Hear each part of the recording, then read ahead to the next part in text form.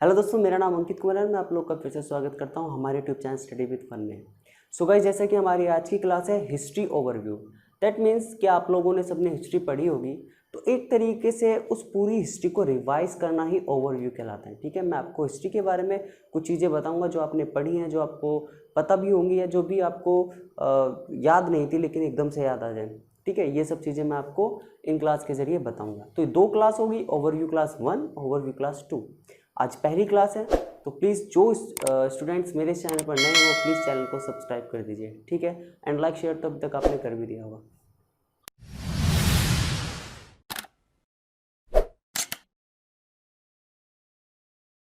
तो सबसे पहले बात जानने की ये आती है कि हिस्ट्री है क्या। ठीक है, तो हिस्ट्री एक ऐसा ग्रंथ है जिससे हमें अतीत में हुई घटनाओं के बारे में जानकारी मिलती है जो कि निश्चित तौर पर घटित हुई है। इनके ऐसी घटनाएं जिनकी हमें जानकारी तो मिली है, या हम कह सकते हैं जो घटनाएं हुई हैं उन घटनाओं के घटित होने की जानकारी तो मिली है, और वे जानकारी ये भी बताती हैं कि ये जो घटनाएं हुई हैं ये निश्चित तौर पर हुई हैं। उसी को ही हम क्या कहते हैं, इतिहास कहते हैं। इनके सिंपल शब्दों में जो मैंने अभी आपको बताया कि इतिहास एक ऐसा ग्रंथ है जो अतीत में हुई घटनाओं के बारे में जानकारी देता है जो निश्चित तौर पर क्या हुई है, घटित हुई है। ठीक है, अब जरा समझिएगा, जैसे कि मैं हिस्ट्री की बात कर रहा हूँ, तो हिस्ट्री एक जो है, आप लोगों ने सुना होगा, ये एक ग्रीक शब्द से बना है।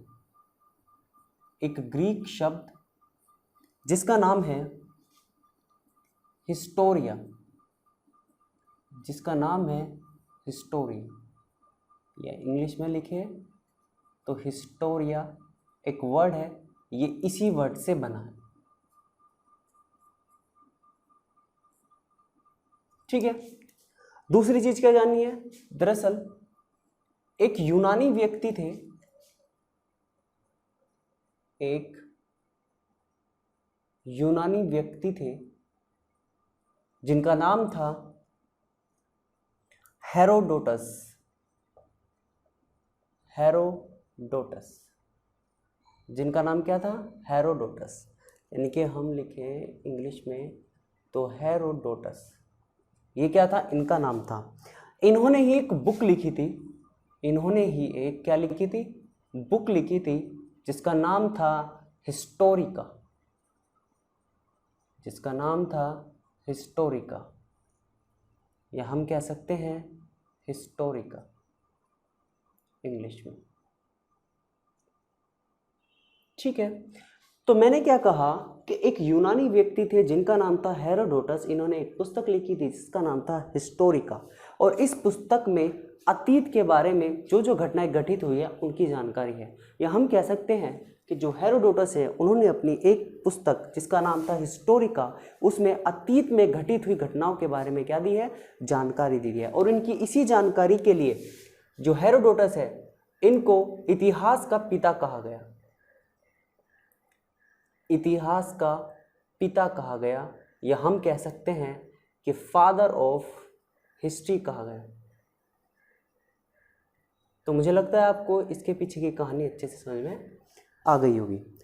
दूसरी बात क्या है कि हम लोगों ने बताया कि इन्होंने एक पुस्तक लिखी जिसमें इन्होंने अतीत में हुई घटनाओं के बारे में जानकारी दी, लेकिन इन्होंने उस अतीत में हुई घटनाओं को कैसे जाना कि कौन सी किस चीज़ से संबंधित है। या हम कह सकते हैं कि अतीत से अगर हमें कुछ चीज़ें मिली हैं तो उन चीज़ों को कैसे बता सकते हैं हम कि वो अतीत में घटित हुई हैं।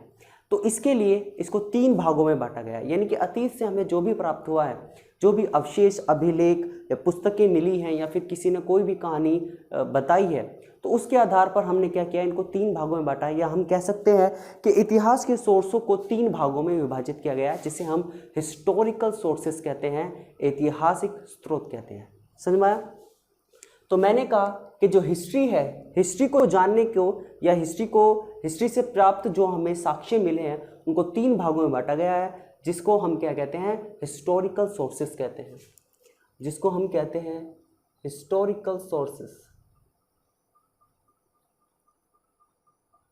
या हम कह सकते हैं ऐतिहासिक स्रोत, ऐतिहासिक स्रोत। और जैसा कि मैंने अभी आप लोग को बताया कि ये जो ऐतिहासिक स्रोत हैं इनको 3 भागों में बांटा गया है, या हम कह सकते हैं 3 टाइप्स में डिवाइड किया गया है। वो 3 टाइप्स कौन कौन से हैं जरा देख लेते हैं। सबसे पहले डिस्कस करते हैं फर्स्ट वाला। फर्स्ट वाला है आर्कियोलॉजिकल सोर्स। आर्कियोलॉजिकल सोर्स या हम कह सकते हैं पुरातात्विक स्रोत। पुरातात्विक स्रोत प्राचीन भारत को सबसे जानने का सबसे अच्छा माध्यम जो माना जाता है, प्राचीन भारत को जानने का सबसे अच्छा माध्यम जो माना जाता है वो आर्कियोलॉजिकल सोर्सेस यानी कि पुरातात्विक स्रोतों को ही माना जाता है, याद रखना। तो इतिहास में हमें कुछ ऐसी चीजें मिली हैं जिनको हमने किस में रखा है, पुरातात्विक स्रोत के अंतर्गत रखा है, या हम कह सकते हैं कि इसके अंतर्गत क्या क्या चीजें आती हैं इसको देख लेते हैं। इसके अंतर्गत क्या क्या आता है, सबसे पहली चीज इसके अंतर्गत सबसे नंबर 1 आता है, हम मान लेते हैं अवशेष। जितने भी हमें अवशेष मिले हैं, जितने भी हमें अवशेष मिले हैं वो सब आर्कियोलॉजिकल सोर्स में रखे गए हैं। इनके जितने भी फॉसिल्स मिले हैं वो सब। दूसरा सेकंड हम बात करते हैं जितने भी हमें अभिलेख मिले हैं, जितने भी हमें अभिलेख मिले हैं या जितने भी हमें इंस्क्रिप्शंस मिले हैं, ठीक है। तीसरा जितने भी हमें क्या मिले हैं, स्मारक मिले हैं, यानी कि जितने भी मॉन्यूमेंट्स मिले हैं वो सब इसके अंतर्गत ही आते हैं। जितने भी हमें सिक्के मिले हैं उन सबको भी हमने किस में रखा है, पुरातात्विक स्रोत में रखा है, इनके जितने भी कॉइन्स मिले हैं। And the last one is जितने भी हमें मूर्तियां मिली हैं या जितने भी हमें चित्रकलाएं मिली हैं, स्टैचूज मिले हैं, वो सब इसके अंतर्गत ही रखे गए हैं। समझ में आया? तो मेरे कहने का मतलब ये है कि जो पुरातात्विक स्रोत है यानी कि जो इतिहास के बारे में जानकारी देते हैं उनको किस में रखा गया है, ये है, ये वो चीज़ें हैं जो हमें क्या देती है, इतिहास के बारे में एक निश्चित जानकारी देती है या बताती है कि इतिहास में इस तरह की घटनाएं निश्चित तौर पर घटित हुई है। समझ में आया? सबसे पहले बात करते हैं अवशेष की। अगर आपसे मैं बात करूं कि अवशेष ऐसी कौन सी निश्चित घटना के बारे में बताते हैं जो इतिहास में निश्चित तौर पर घटित हुई है, तो जैसे कि आप सब लोग जानते होंगे सिंधु घाटी सभ्यता, जैसे कि आप सब लोग जानते होंगे जो सिंधु घाटी सभ्यता है, सिंधु घाटी सभ्यता या मैं कह सकता हूं Indus valley civilisation, Indus valley civilisation, या फिर दूसरा मैं कह सकता हूं जो हड़प्पा सभ्यता है वो भी हड़प्पा सभ्यता, यानी कि हड़प्पा सिविलाइजेशन। तो सिंपल सी बात कहने की ये है कि हड़प्पा सभ्यता या इंडस वैली सिविलाइजेशन इनके सिंधु घाटी सभ्यता से प्राप्त हमें जो अवशेष मिले हैं वो अवशेष इस बात की निश्चित तरह से या निश्चित तौर पर पुष्टि करती है कि ये दोनों घटनाएं निश्चित तौर पर इतिहास में क्या हुई है, घटित हुई है। समझ में आया? इनके जो अवशेष मिले हैं वो ये बताते हैं कि जो अवशेष मिले हैं वो बताते हैं कि जो सिंधु घाटी सभ्यता है और हड़प्पा सभ्यता है ये दोनों घटनाएं निश्चित तौर पर क्या हुई हैं, घटित हुई हैं। समझ में आया? उसके बाद हम चलते हैं अपने अभिलेख पर। अभिलेख की जब बात आती है तो सबसे पहले एक का ही नाम आता है, अशोक के अभिलेख। सबसे पहले किसका नाम आता है, अशोक के अभिलेख, अशोक के अभिलेख। अब चूंकि अशोक के अभिलेख की बात कर रहे हैं यहाँ पर और चूंकि हम जानते हैं कि जो अशोक के अभिलेख हैं ये सबसे प्राचीन अभिलेख माने जाते हैं, सबसे प्राचीन अभिलेख माने जाते हैं। अब जानने वाली बात क्या है कि ये जो प्राचीन अभिलेख हमको मिले हैं ये किस भाषा या किस लिपि से प्राप्त हुए हैं। तो ये जो प्राचीन अभिलेख मिले हैं ये हमें दो भाषाओं से प्राप्त हुए हैं।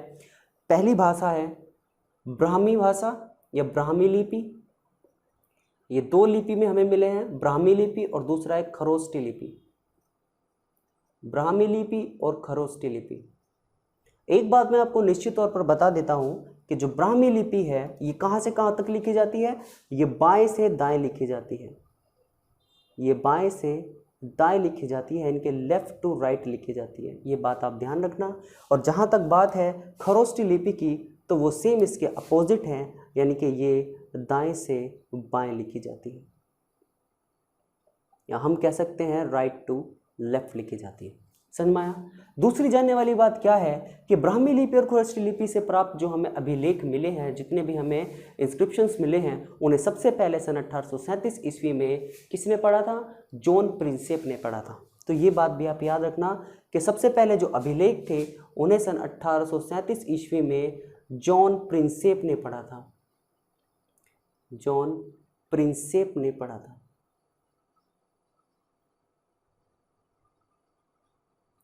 समझ में आया? जॉन प्रिंसेप ने पढ़ा था। अगर आपसे बात की जाए कि भारत का सबसे प्राचीन अभिलेख कब किसने और क्या खोजा था, तो भारत का सबसे प्राचीन अभिलेख की अगर मैं बात करूं, भारत का सबसे प्राचीन अभिलेख जो है, प्राचीन अभिलेख सन 1400 ईस्वी में, सन 1400 ईस्वी में एशिया माइनर का आपने नाम सुना होगा। एशिया माइनर, या मैं कह सकता हूं और पश्चिम एशिया, और पश्चिम एशिया। पश्चिम एशिया में एक जगह है बोगज़कोई, बोगज़कोई। तो हम कह सकते हैं कि भारत का सबसे जो प्राचीन अभिलेख मिला है वो सन 1400 ईस्वी में एशिया माइनर या पश्चिम एशिया के बोगज़कोई नामक स्थान पर मिला है। और जहां पर ये अभिलेख मिला है, या फिर ये जो अभिलेख मिला है, इस अभिलेख पर इंद्र, वरुण, मित्र, नात्स्य, यानी कि मैं कह सकता हूं कि भारत का जो सबसे प्राचीन अभिलेख मिला है उस अभिलेख में इंद्र, वरुण, मित्र और नात्स्य नामक दैविक या वैदिक देवताओं के नाम मिले हैं। समझ में आया? तो ये चीज आपको अच्छे समझ में आ गई होगी। ठीक है। अगर आपसे ये पूछ लिया जाए, क्वेश्चन पूछते भी लेते हैं कि अभिलेखों के अध्ययन को क्या कहा जाता है, जिसके द्वारा हम अभिलेखों का अध्ययन करते हैं उसको क्या कहा जाता है? तो अभिलेखों के अध्ययन को याद रखना, उनको हम मैं इधर ही लिख देता हूं। अभिलेखों के अध्ययन को इपिग्राफी, इपिग्राफी या फिर मैं कह सकता हूं पुरालेख शास्त्र कहते हैं। पुरालेख शास्त्र कहा जाता है। ठीक है। इसके अलावा बहुत सारे अन्य भी अभिलेख हैं, जैसे जूनागढ़ अभिलेख है, हाथी गुम्फा अभिलेख है, दूसरा हम कह सकते हैं मथुरा स्तंभ अभिलेख है। ठीक है। तो इस तरह के कई सारे अभिलेख जो हैं वो हमको मिले हैं। तो अभिलेख हो गया। बात करते हैं स्मारक की। स्मारक का मतलब हमारा उस बिल्डिंग, उस इमारत से है जो हमें क्या मिली है, अतीत में मिली है। जैसे हम कह सकते हैं दिल्ली का लाल किला,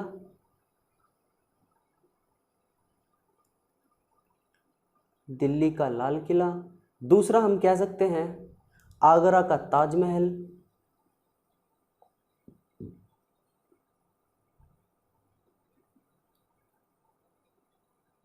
तीसरा मैं कह सकता हूं फतेहपुर सीकरी का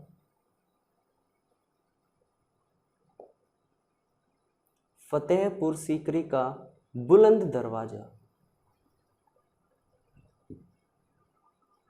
फतेहपुर सीकरी का बुलंद दरवाजा। और चौथा मैं कह सकता हूं एक कंबोडिया का एक फेमस मंदिर है, या कंबोडिया का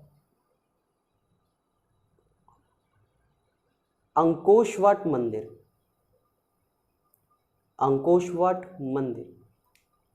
कंबोडिया का अंकोशवाट मंदिर, जो कि एक विदेशी स्मारक है। ये आप याद रखना, ये एक विदेशी स्मारक है, जबकि ये सारे क्या हैं, हमारे स्मारक है, यानी कि भारत के स्मारक है। समझ में आया? तो ये थे स्मारक। सिक्कों की अगर हम बात करें तो सब जानते हैं कि अगर मैं बात करूं, आपसे सिक्कों की बात करता हूं, तो गुप्त काल का एक बहुत महान शासक था जिसका नाम था समुद्रगुप्त।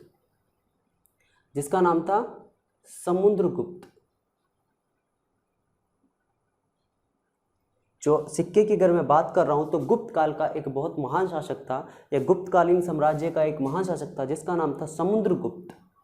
तो समुद्रगुप्त के जो सिक्के मिले हैं, तो जो सिक्के हमें मिले हैं उसमें संस्कृत भाषा में समुद्रगुप्त लिखा हुआ था। समझ में आया? क्या लिखा हुआ था? समुद्रगुप्त लिखा था। साथ ही इस सिक्कों के पीछे यानी कि एक तरफ तो क्या लिखा हुआ था संस्कृत में, समुद्रगुप्त लिखा हुआ था, और उसी सिक्के के पीछे इस समुद्रगुप्त को वीणा वादित करते हुए चित्रित किया गया था। क्या करते हुए?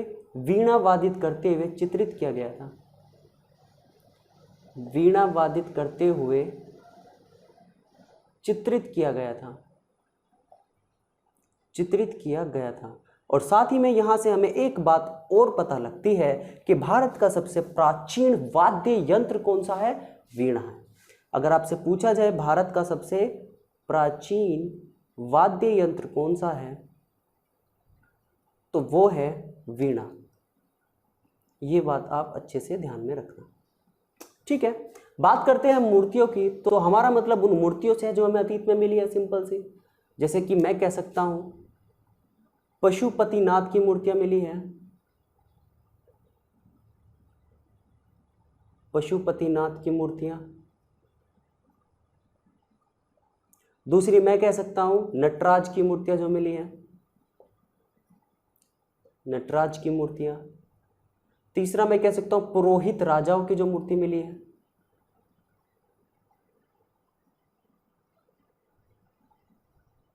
पुरोहित राजा की मूर्तियां। तो ये सब हमें अतीत में हुई निश्चित, जो अतीत में हुई घटनाएं हुई हैं, निश्चित तौर पर उनकी क्या देते हैं? जानकारी देते हैं। तो चलिए अपने सेकंड टाइप पर चलते हैं। जो सेकंड टाइप है यानी कि बी जो है वो है लिटरेरी सोर्सेस, लिटरेरी सोर्सेस। तो लिटरेरी सोर्स यानी कि जिन्हें हम साहित्यिक स्रोत कहते हैं, साहित्यिक स्रोत जिन्हें हम कहते हैं। सबसे पहले इसे जान लेते हैं कि ये है क्या। देखिए सबसे पहले जानने वाली बात क्या है कि जो साहित्यिक स्रोत है, हमारा मतलब उन किताबों, उन पुस्तकों से है जो हमें क्या मिली है? इतिहास में मिली है या अतीत में मिली है, जो कि हमें अतीत में हुई घटनाओं के बारे में जानकारी देते हैं। जैसे एग्जाम्पल के तौर पर अगर मैं बात करता हूँ तो जितने भी साहित्यिक सोर्सेज हैं इनको 2 टाइप्स में डिवाइड किया गया है। यानी कि कितने प्रकार के? 2 प्रकार के, 2 टाइप, 2 भागों में इनको डिवाइड किया गया है, पहला दूसरा। पहला जो है वो होता है धार्मिक, धार्मिक स्रोत, और दूसरा होता है गैर धार्मिक, दूसरा है गैर धार्मिक। धार्मिक में यानी कि रिलीजियस, और दूसरा है नॉन रिलीजियस।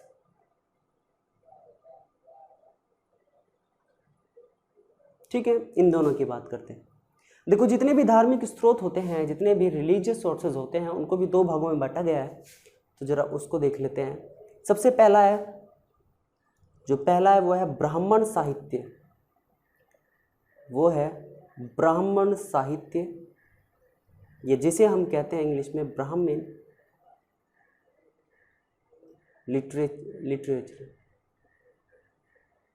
लिटरेचर।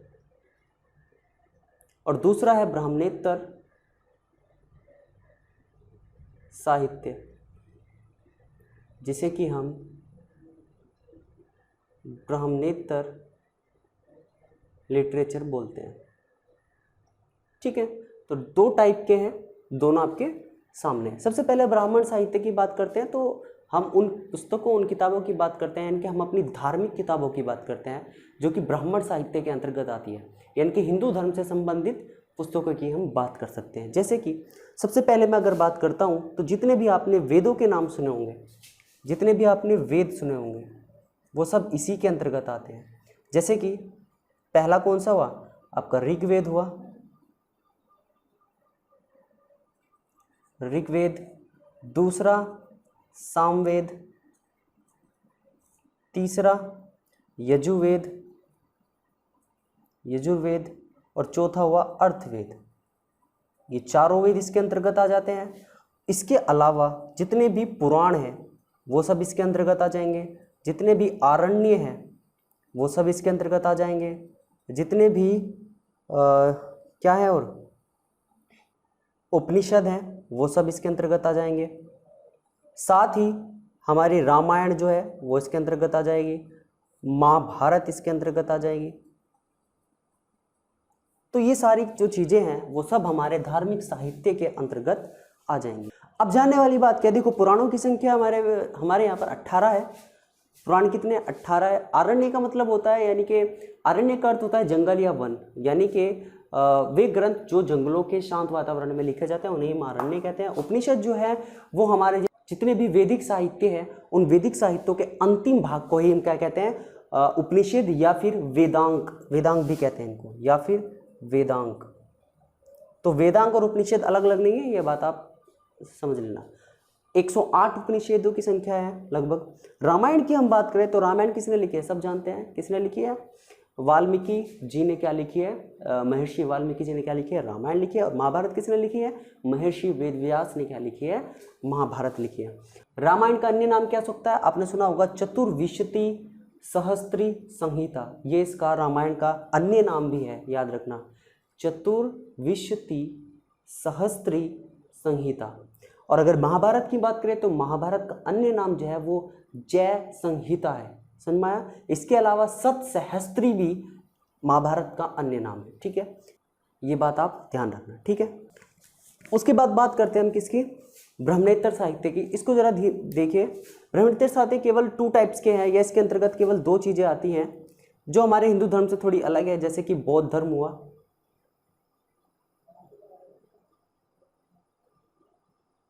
बौद्ध धर्म हुआ, या फिर जैन धर्म। इन 2 धर्मों का उल्लेख मिलता है इन दोनों चीजों में, समझ में आया। गैर धार्मिक पुस्तकों की बात करूं या गैर धार्मिक उन पुस्तकों की बात करता हूं जो हमें अतीत के बारे में सटीक जानकारी देती है। जैसे कि एग्जाम्पल के तौर पर मैं आपको बता देता हूं, जैसे आपने सुना होगा, पहला जो मैं बता देता हूं, फर्स्ट वन, चाणक्य का, थोड़ा बड़ा लिख देता हूं, चाणक्य का अर्थशास्त्र, चाणक्य का अर्थशास्त्र। इसके अलावा पंतजलि का महाभाष्य, पंतजलि का महाभाष्य, विशाख दत्त, विशाख दत्त का मुद्रा राक्षस, मुद्रा राक्षस। कालिदास, कालिदास की मालविकांगना मित्र, मालविकांगनी मित्र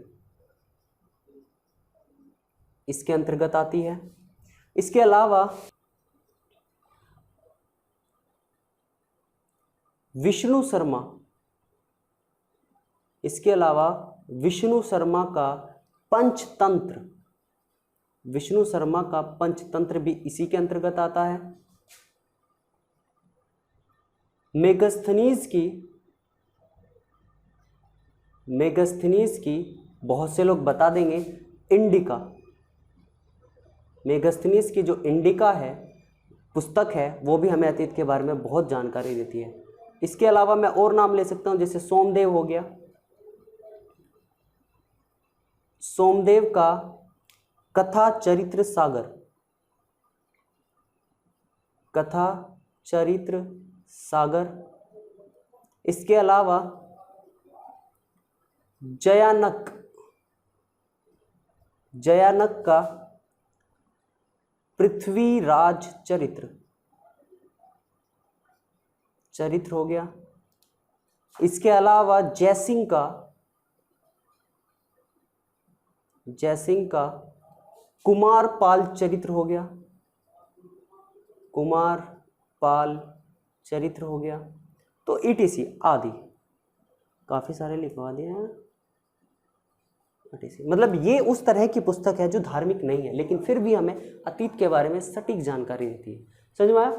तो ये था हमारा दूसरा सोर्स, यानी कि लिटरेरी सोर्सेज जो हैं वो हमारा संबंध या हमारा जो कहने का मतलब है वो हमारा उन पुस्तकों, उन किताबों से है जो हमें अतीत में हुई घटनाओं के बारे में सटीक जानकारी देती है, जैसे हमारे रामायण महाभारत आपने अच्छे से जानते होंगे, ठीक है।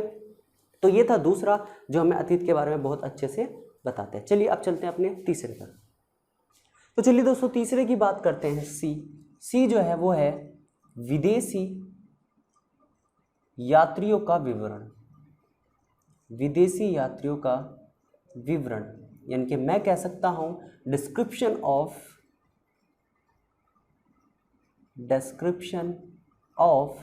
Foreigner traveller, description of foreigner traveller.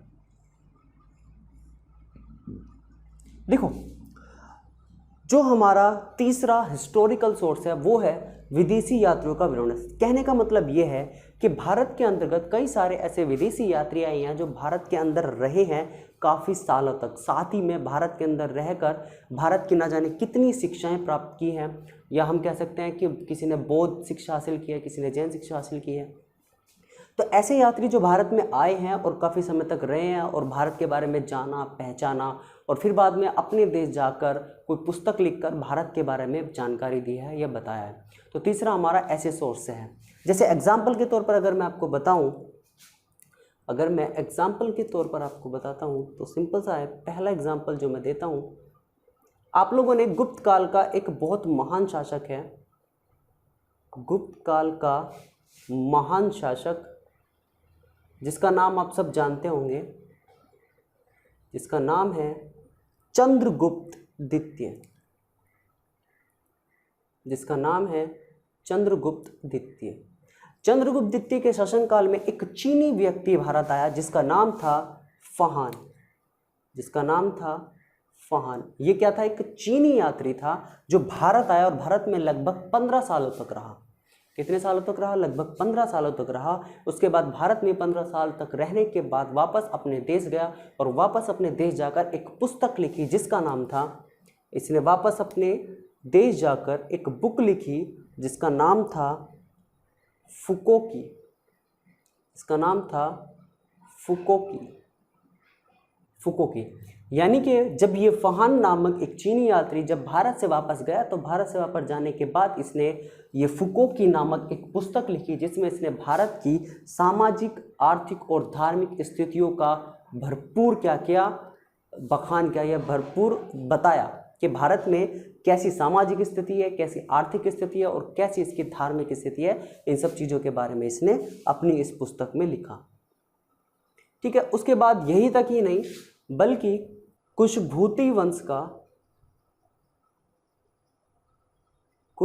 वंश का एक महान शासक था जिसका नाम था हर्षवर्धन, जिसका नाम था हर्षवर्धन। तो हर्षवर्धन के शासनकाल में ही एक चीनी व्यक्ति भारत आया जिसका नाम था हेनसांग, जिसका नाम था हेनसांग। हेनसांग नामक चीनी व्यक्ति भारत आया और भारत में लगभग 16 सालों तक रहा और साथ ही में इसने भारत में रहकर बौद्ध शिक्षा भी हासिल की थी। और वापस जब ये अपने देश गया तो अपने देश जाकर इसने एक पुस्तक लिखी जिसका नाम था सुकोकी, जिसका नाम था सुकोकी। तो इस पुस्तक में इसने हर्षवर्धन की राजनीतिक स्थितियों के बारे में तो लिखा ही, साथ में भारत की रीति रिवाज संबंधी कई सारी स्थितियों का वर्णन भी इसने अपनी इन किताबों में किया। ठीक है। इसके अलावा आप लोगों ने नाम सुना होगा या मैं कह सकता हूं कि मध्यकालीन भारत के समय भी एक व्यक्ति आया था, या मध्यकालीन के समय, आप मध्यकालीन भारत के समय लिख लेना, मैं लिख देता हूं। मध्यकालीन भारत के समय जब दिल्ली सल्तनत पर कौन बैठा था? दिल्ली सल्तनत पर मोहम्मद बिन तुगलक बैठा हुआ था, मोहम्मद बिन तुगलक बैठा हुआ था। तो इस मोहम्मद बिन तुगलक के शासनकाल में अफ्रीका के मोरक्को से, कहां से? अफ्रीका के मोरक्को से एक व्यक्ति आया, मोरक्को से एक व्यक्ति आया जिसका नाम था इब्न बतूता, जिसका नाम था इब्न बतूता। तो ये भारत में रहा और भारत में रहने के बाद जब ये वापस अपने देश गया तो अपने देश जाकर एक पुस्तक लिखी जिसका नाम था रहेला। क्या नाम था? रहेला। रहेला। तो रहेला नामक पुस्तक लिखी और भारत के बारे में अच्छे से बताया कि भारत इसी तरीके से ऐसे ऐसे बना हुआ है, यानी कि वही सेम कि भारत की राजनीतिक या धार्मिक, सामाजिक, आर्थिक सभी स्थितियों का इसने अपने देश जाकर बहुत अच्छे से उसका क्या किया, उसको बताया, या फिर उन लोगों को क्या किया, अपने उन लोगों के सामने हमारे भारत का जमकर क्या किया, बखान किया। तो ये थे वो 3 सोर्सेस, वो 3 हिस्टोरिकल सोर्सेस जो हमें इतिहास में हुई घटनाओं के बारे में क्या देते हैं, सटीक जानकारी देते हैं। समझ में आया? तो हम कह सकते हैं कि ये जो है ये हिस्ट्री की ओवरव्यू की पहली क्लास है, हम इसको यहीं तक ही रखते हैं।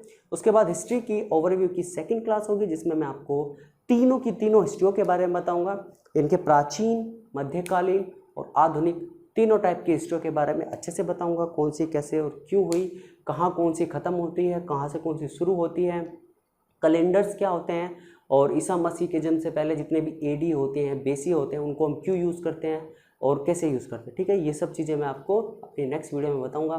सो प्लीज़ प्लीज़ प्लीज़ जिसको ये वीडियो अच्छी लगी वो प्लीज़ चैनल को सब्सक्राइब कर दीजिए।